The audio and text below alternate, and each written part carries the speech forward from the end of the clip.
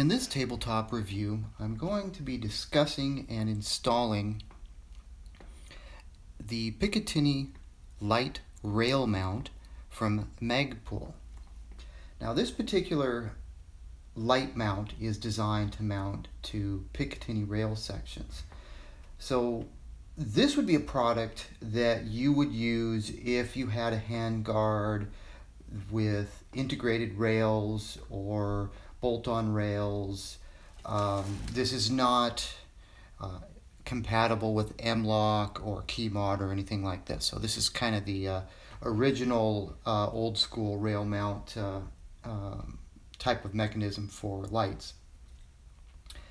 It is designed to handle flashlights with a body diameter of 0.75 to 1.03, which is really nice. In the event you don't know what size your light is, this particular mounting mechanism is flexible enough to probably handle whichever light you happen to have.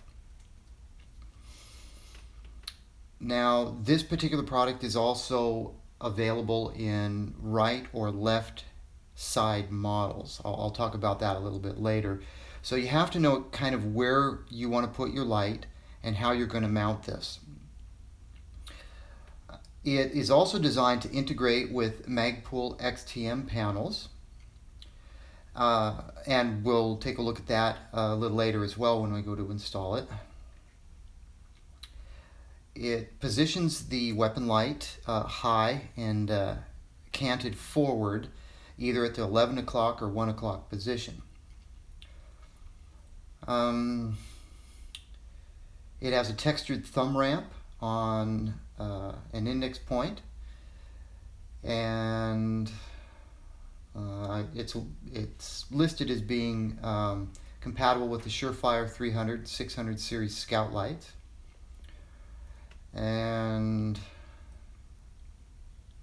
I'm going to be testing it with a Blackhawk X6-P flashlight, which has a 1-inch diameter body. It also carries a retail of about, it's between $25 and $30 for it. It ships in this box as shown here. It has a part number of MAG 498-RT-BLK. In this particular situation, this is a right-hand mount.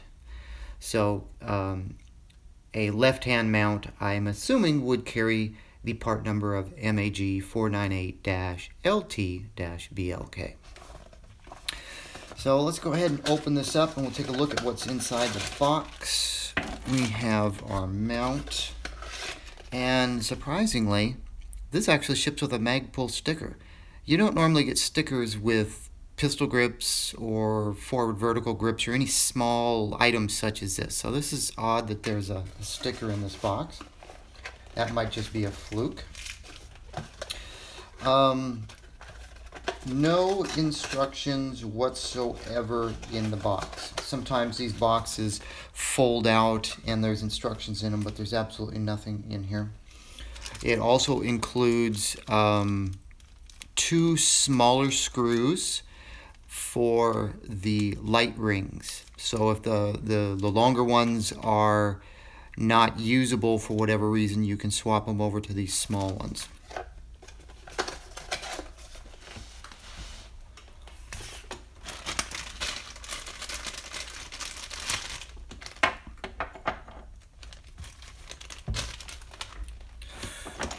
All right.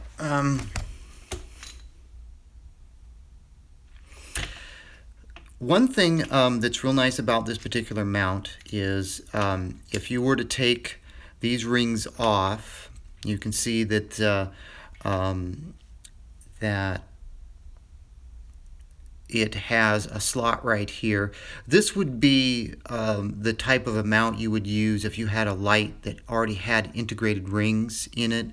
And I believe the Surefire 300 and the Surefire 600 qualify for that. So if you were using one of those lights with this mount, you would take this whole assembly off and mount it directly Excuse me.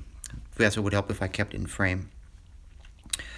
If you were using the Surefire 300 or 600, you'd take this whole assembly off and you'd mount it directly here.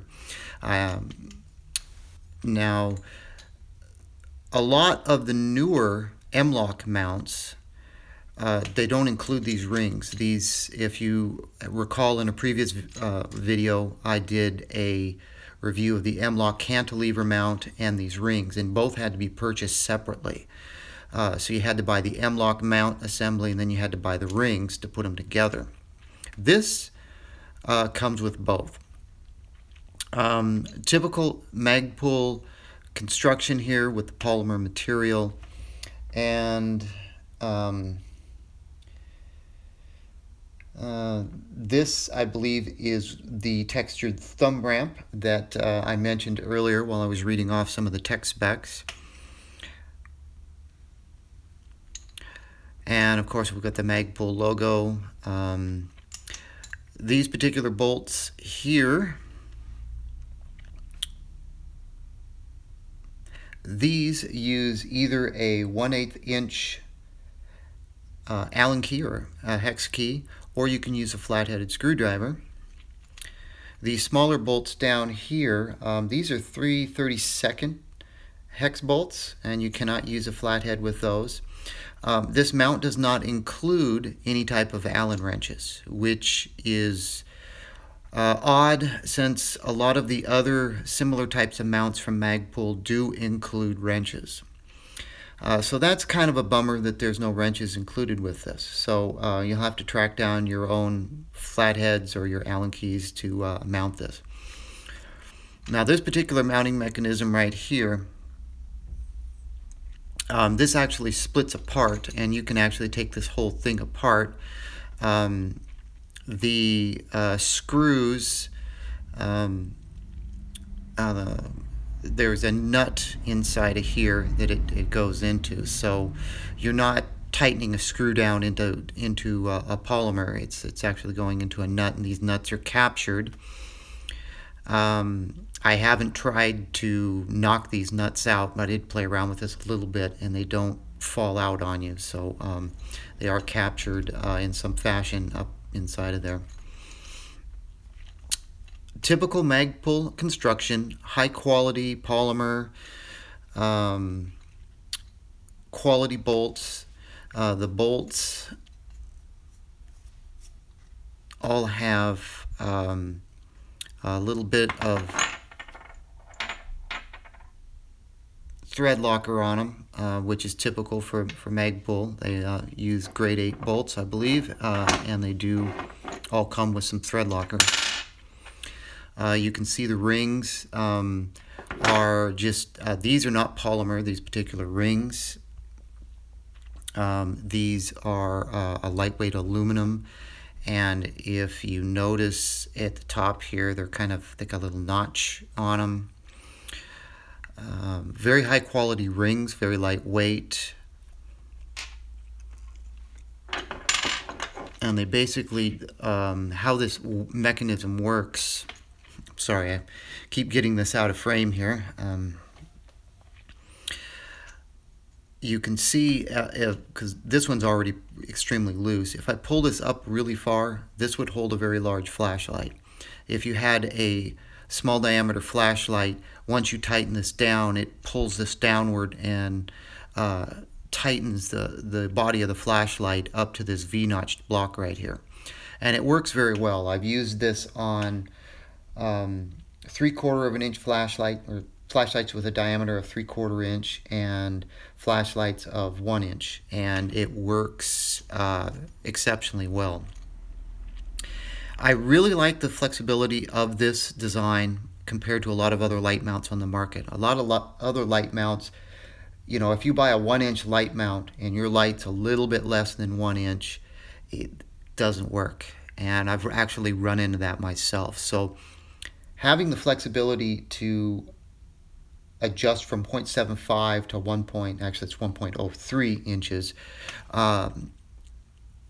allows you the peace of mind of knowing that whatever diameter your flashlight is, even if it's a little bit off from the stated specifications, it's probably going to work. So I've been real happy with this particular design in the several situations where I've utilized it.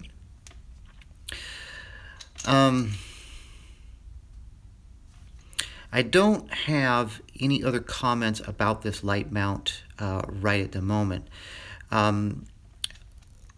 This one is designed, this is a right hand mount, and the reason I have a right hand mount here is I'm going to mount this on the top of my handguard. And mounting this on the top puts the flashlight on the left hand side of the handguard, and that's what I wanted. Now if you wanted to mount this on the top of your rail and have the flashlight on the right side, you would want a left hand mount. This, when they say left hand, right hand mount, they're referencing mounting this on the side rail of your handguard. So this is a right hand mount. It's designed to go on the right hand side rail of your handguard and mounts the flashlight on the right hand side of your handguard. So hopefully that makes sense. I know that's kind of confusing depending upon how you want to mount it. So anyway, let me get a rifle out and we'll go ahead and get this mounted, and we'll mount a flashlight and we'll see what kind of difficulties we run into.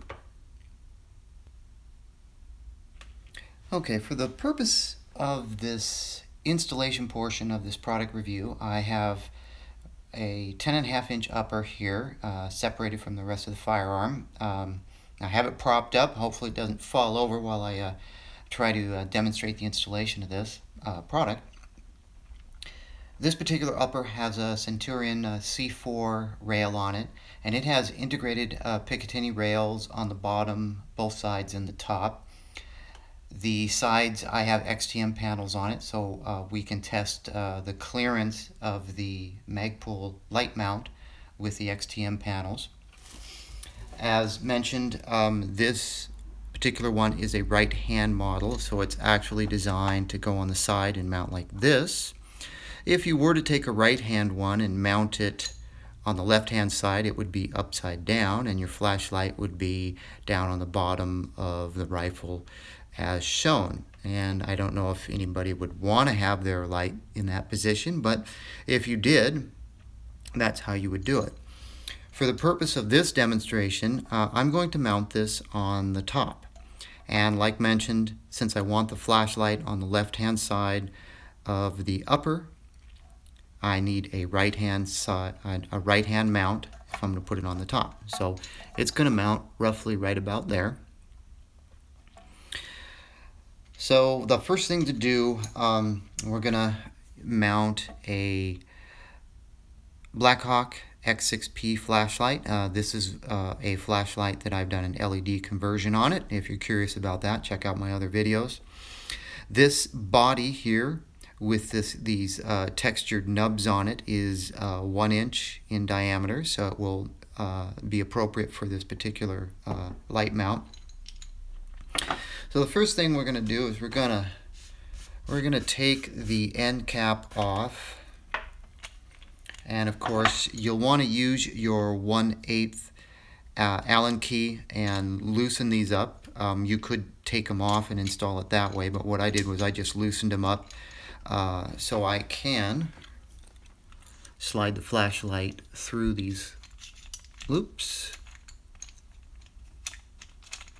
And that shouldn't be too overly difficult. And you should figure out exactly where you want to put your flashlight. In this particular situation, I am going to put it as far forward as I possibly can, that is, so it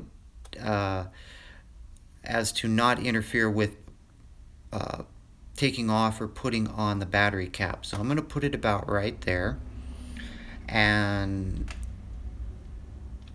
you could either put your end cap back on now to test clearances, which is probably a good idea. So that's about where I'm going to put it, and the next step will be to tighten these down. So I'm going to tighten these down off camera and we'll be right back.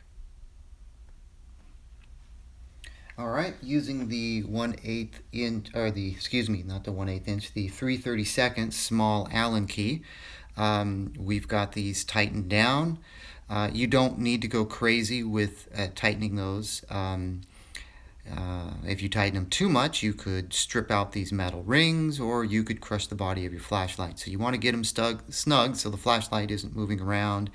And you also, of course, want to make sure your bolts have engaged the threads far enough to ensure that the thread locker has come in contact with the threads on the metal rings.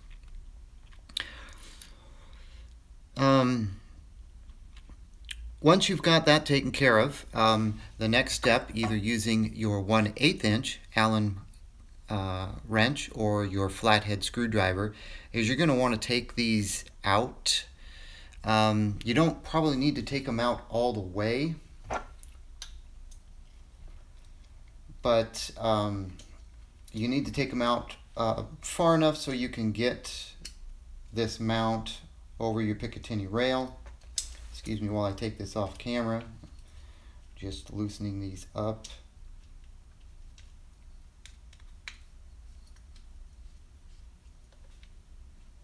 Actually, well, just for the purpose of the video, I'll take these out so you can see that you know, there's some thread locker on there, and you can see how these parts have little tabs on them and they fit together. So they slot into the little tabs on this other end, and of course, like I mentioned, those little the bolts that are in there, the nuts, excuse me, are captured. They're not coming out, which is a good thing. And the easiest way to do this is, hopefully I'm not blocking it too much,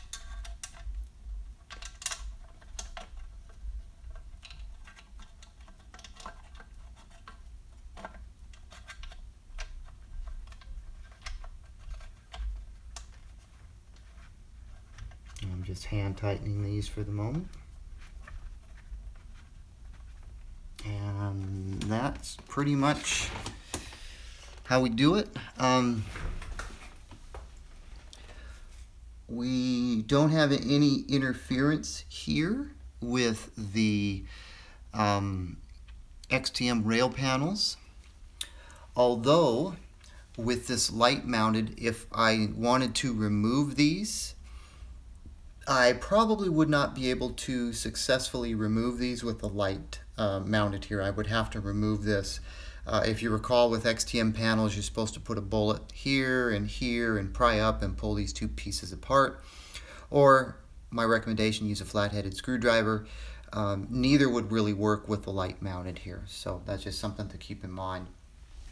Now, with this particular setup right here, the logic would be, if you've got a grip on your upper, your hand's right here. Now you do have to kind of move your hand around a little bit to hit the button.